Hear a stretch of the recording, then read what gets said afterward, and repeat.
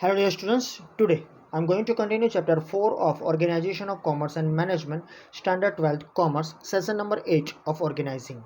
In last session I started and completed the decentralization concept, meaning and definition with the help of the some of the two points that emerge due to the some of the organizational structure. So we discussed that in detail. Now let's move. Let's move to the next one, that is importance of the decentralization. Why this particular decentralization is important for the business organizational structure? What is the necessity? What is the need? It is here in the sense of the importance. The success of management depends on the proper distribution of authority and responsibilities. So when your business is succeed, or maybe in future you are the successful businessman, okay, so that particular success of the management totally depend on the authority and responsibility. How you are distributing your authority and responsibility to your subordinates, on that one the success ratio is decided. So in centralization of power, yani you are giving power not to all, okay, it is with you. So in this decentralization of power, the hierarchy, non-scientifically taken decisions, non-cooperation, lack of specialization, and more workload, etc. can be seen. तो whenever the centralization is there, जब भी centralization होगा यानी powers are with you, you are not passing the powers to others, तो यहाँ पर hierarchy, तो आप किसको आपके अंडर में रखना चाहते हो, राइट, कौन आपके नीचे है one by one. Non scientifically decision taken, क्योंकि आप यहाँ साइंटिफिकली डिसीजन नहीं ले सकते because all the powers are with you, so you have to take the decisions yourself. Sometimes no cooperation, कौन कोऑपरेशन करेगा, you are the one person who are taking decisions yourself, तो cooperation तो की बात ही नहीं है. फिर specialisation शायद नहीं होगा, राइट, और आपके ऊपर ज़्यादा से ज़्यादा काम का लोड आ जाएगा क्योंकि आप ही खुद डिसीजन मेकर हो और आपको खुद काम देना है. सिर्फ डिसीजन नहीं लेना है, काम भी देना है. तो to whom we are giving the work, this are the some points which are there in centralization of power, right. तो जब सेंट्रलाइजेशन ऑफ पावर सब एक ही हाथ में होता है तब ये प्रॉब्लम देखने को मिलता है. So we can say the idea of decentralization is becoming popular because of all this points. So in modern times in the business units, decentralization of power is seen in majority of the cases. जब भी हम देखते हैं कोई भी unit होता है वहाँ डिसेंट्रलाइजेशन ऑफ पावर होता ही है, एंड ये भी हम लिमिटेशन ले सकते हैं. सेंट्रलाइजेशन के लिमिटेशन में ये ले लो, कीप इन माइंड के because of this one decentralization was arise. Let's move to the important point which are related to the decentralization. The first one, quick decisions. In the decentralization, the person who has to take the decision in that work or activity is involved completely and has the power to take the decision. And also, hence, the decisions are taken quickly and effectively. तो अब कैसे decision जल्दी लिए जाते हैं, ये एक 2 mark का क्वेश्चन है, right. For the board examination, board में भी कई बार ये 2 मार्क में पूछा गया है कि क्विक डिसीजंस क्या है.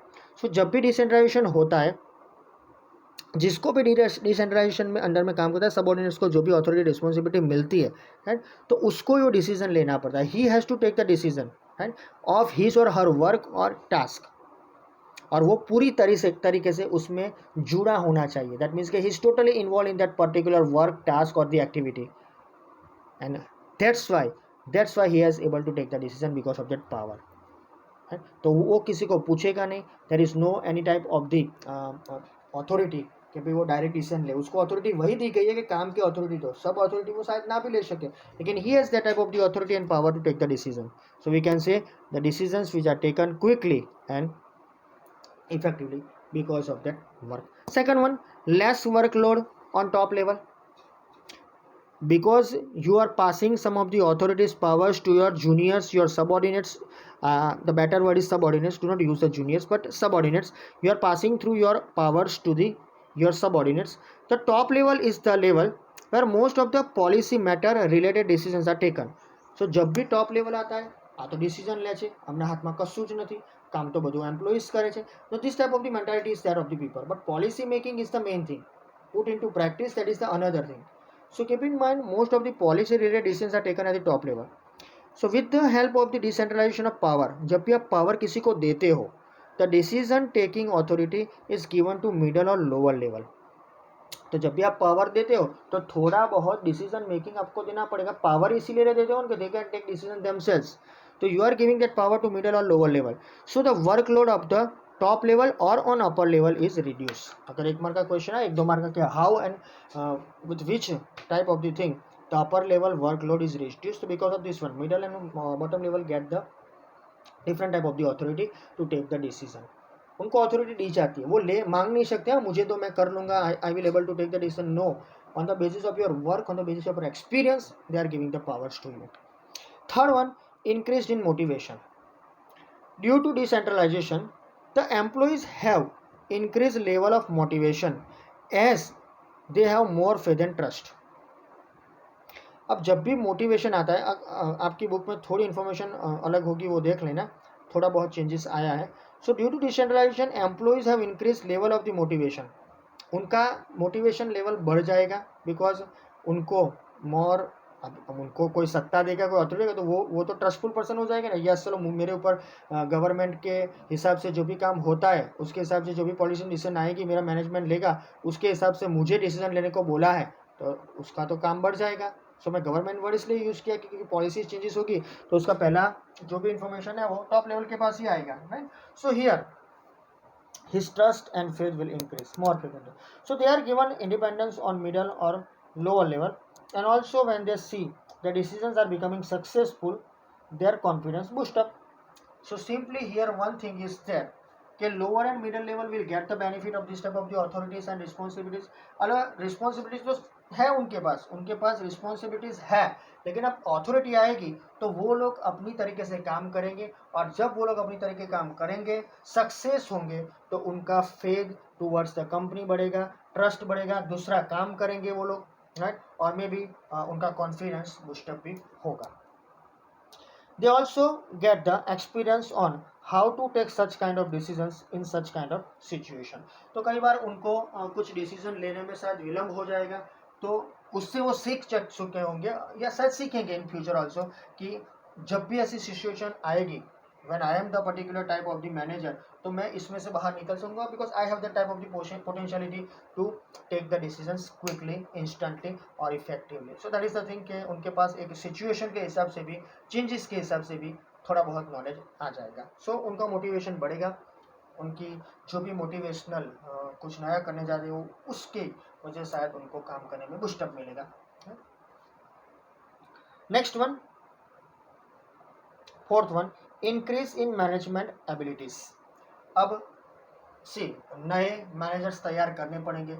If you have that type of the team, आपके पास अगर एक अच्छी टीम है जो अच्छा काम कर रही है, आपके पास एक ऐसी टीम है जो आपको सपोर्ट कर रही है और आपके हर डिसीजन में आपके साथ है, तो फिर उनमें से ही कोई एक नया बंदा क्रिएट करो जिसके पास मैनेजमेंट एबिलिटी हो। Why you are asking, right, outside means why you are find out the persons, why you are in search of that managers from the outside. Just prepare your particular managers from your business unit only. आपको अपने business में ही नए managers मिल जाएंगे, आपको उन्हें train करना है। और ट्रेन कैसे करोगे, तो it is depend upon you. Train ऐसे करना है कि उनको भी थोड़ी अथॉरिटी दो, तो उसके बाद वो खुद ब खुद ट्रेन हो जाएंगे और maybe they can able to take the decisions. तो यहाँ पर देख लेते हैं कि how the management abilities are increase in decentralization. The middle and lower level employees take decisions as per their powers. जो मिडल और लोअर लेवल को जो भी अथॉरिटी दी गई है, जो भी पावर दिया गया है, उसके हिसाब से वो डिसीजन लेंगे, depend upon their powers and work. If the work is more, powers are also given, but it must be balanced, दोनों बैलेंस होना चाहिए, हमने देखा था। And they are given independence for the same, तो उनको डिसीजन लेने के लिए थोड़ी छूट भी दी गई होगी। पावर दिया है तो फिर डिसीजन लेना है तो उनको ही लेना पड़ेगा ना। Hence they become efficient leaders. अब ऐसे ऐसे करके जब भी आप उनको पावर्स दोगे, उसको डिसीजन मेकर बनाओगे, so in future they will become efficient leaders, यानी they can able to take the decisions any time with the help of that particular knowledge, with the help of that particular type of the leadership. तो ये efficient leaders बनेंगे, efficiently capacity के साथ वो decision ले सकेंगे। Also they develop skills to work in a coordinated manner. सबको साथ में लेके चलना है, कैसे काम करना है, कोऑर्डिनेशन कैसे बना के रखना है, ये सब मिला के वो कुछ काम करते होंगे। दैट मीन्स के they administer all type of the works and they will work in the coordinated manner. सबका साथ सबका विकास मैं बोलना चाहूँगा, तभी वो काम कर सकेंगे। अच्छा, also they develop enable administrative skills, खुद भी कुछ विकास करेंगे, एडमिनिस्ट्रेटिव लेवल अपना बढ़ाएंगे, एडमिनिस्ट्रेटिव स्किल बनेंगे, वही वटिया बोलते हैं जो डिसीजन मेकिंग स्किल होती है वो बढ़ाएंगे। And also they learn to administer control. Okay, so कैसे कंट्रोल किया जाए वो भी उनके पास है, कंट्रोलिंग पावर भी उनके पास है, how to control your subordinates वो भी उनको आ जाएगा।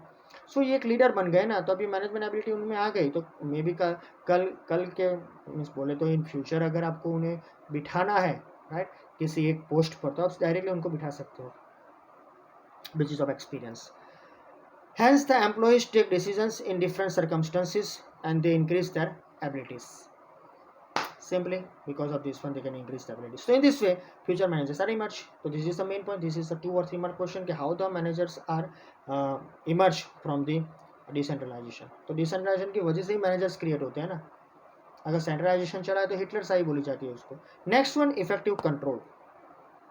The managers of all the levels have enough power and so they can exercise control on the levels in which the employees commits mistakes.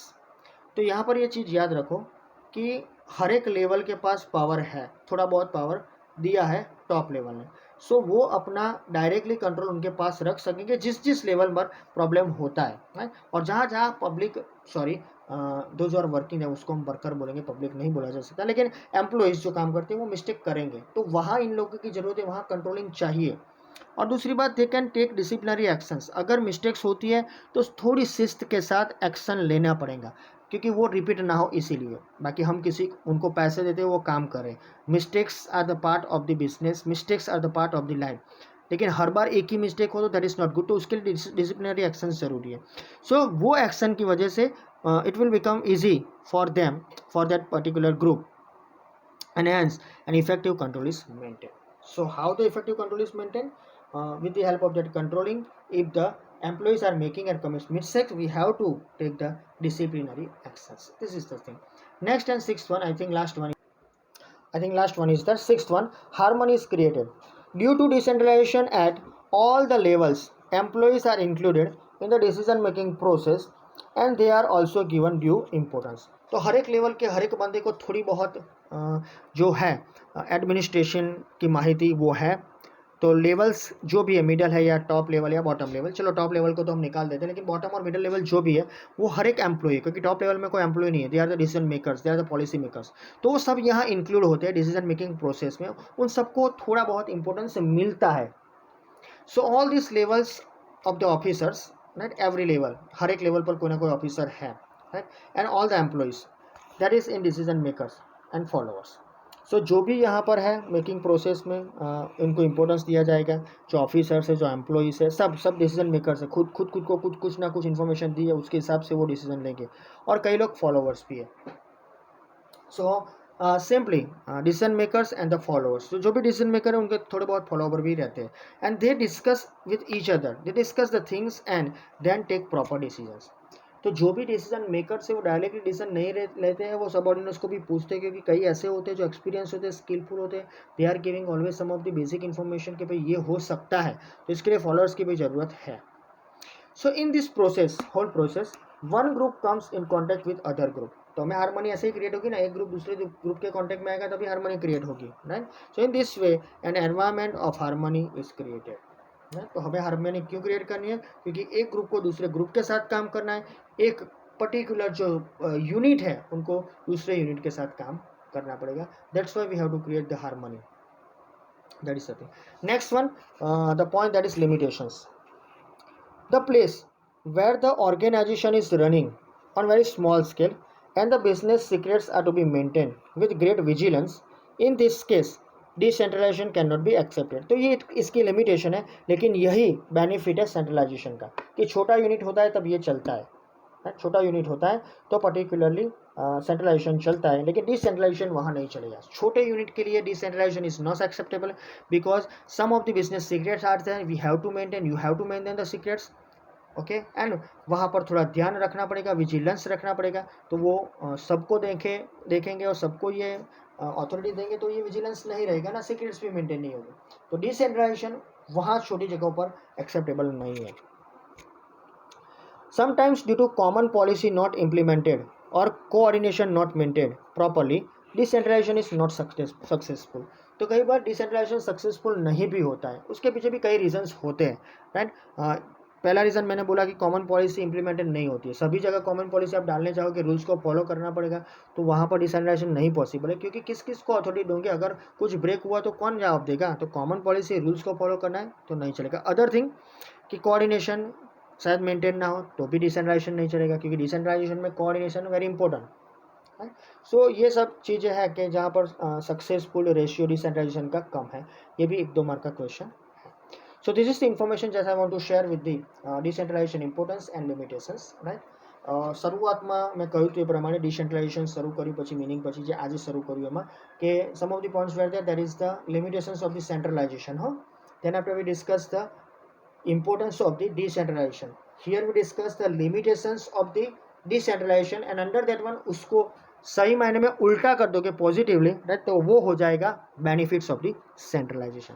So that's all from the particular session. Stay at home, stay safe and always be in touch. हर रोज का काम हर रोज finish करो. Submit in our G class. Thank you very much.